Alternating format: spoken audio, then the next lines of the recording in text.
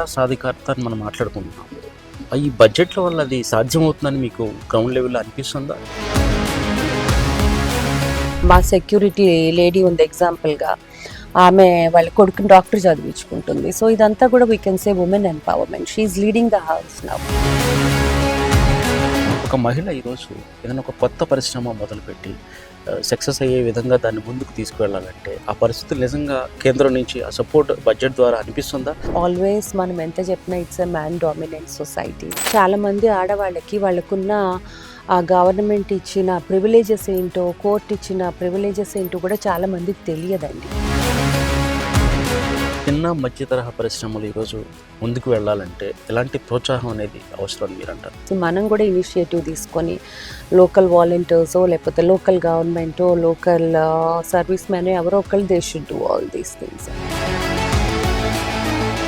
మహిళా ఆర్థిక శాఖ మంత్రిగా 8వసారి నిర్మలా సీతారామన్ బడ్జెట్ ప్రవేశపెట్టబోతున్నారు. ఈ బడ్జెట్ గురించి మనం మాట్లాడదాం. మనతో పాటు ఉన్నారు MEL డైరెక్టర్, మహిళా పారిశ్రామికవేత్త సుధారెడ్డి గారు. మీరు కూడా ఒక ప్రముఖ మహిళా పారిశ్రామికవేత్తగా మీరు ఏం చెప్పబోతున్నారు? ఎలాంటి అంశాలు బడ్జెట్లో ఉంటే బాగుంటుందని మీరు భావిస్తున్నారు?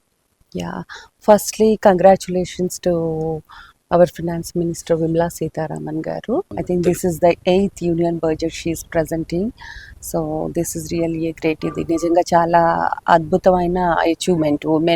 ఉమెన్స్ కూడా it's very encouraging to all the women అన్నమాట.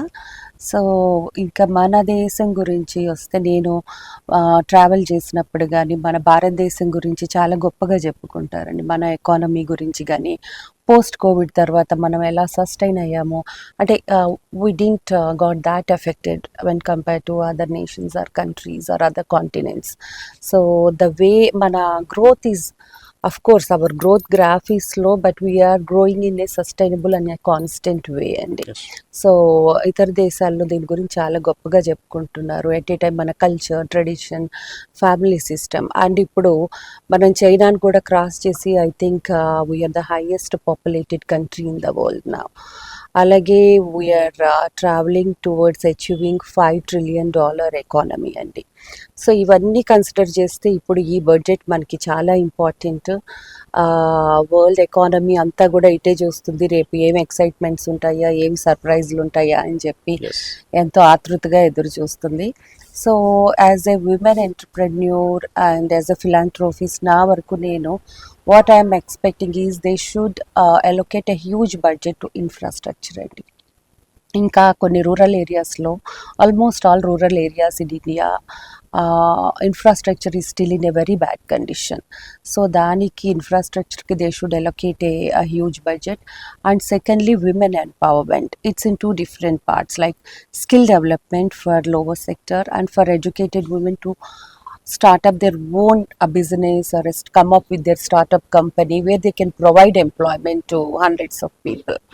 So, and thirdly, I request we should allocate a good amount of budget allocation for sports also in India, which we are lacking in at international platform.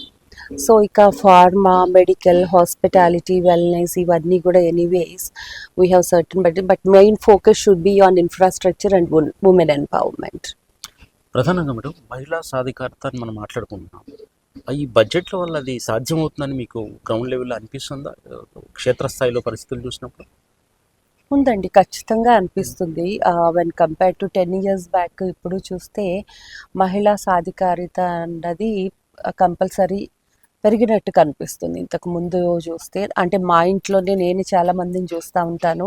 They are very smart అండి. They know how to save their money, how to invest their money, how to grow their money. It doesn't mean వాళ్ళకు వచ్చిన దానిలోనే ఎలా save చేసుకోవాలి. కొన్ని families ఉన్నాయి, husband doesn't even work, but ఈ ladies they are motivated. వాళ్ళకి వచ్చిన చిన్న శాలరీలోనే పిల్లల్ని చదివించుకొని, కొందరు డాక్టర్ చదివించుకుంటున్నారు. ఫర్ ఎగ్జాంపుల్ మా సెక్యూరిటీ లేడీ ఉంది ఎగ్జాంపుల్గా, ఆమె వాళ్ళ కొడుకుని డాక్టర్ చదివించుకుంటుంది. సో ఇదంతా కూడా we can say women empowerment. She is leading the house now.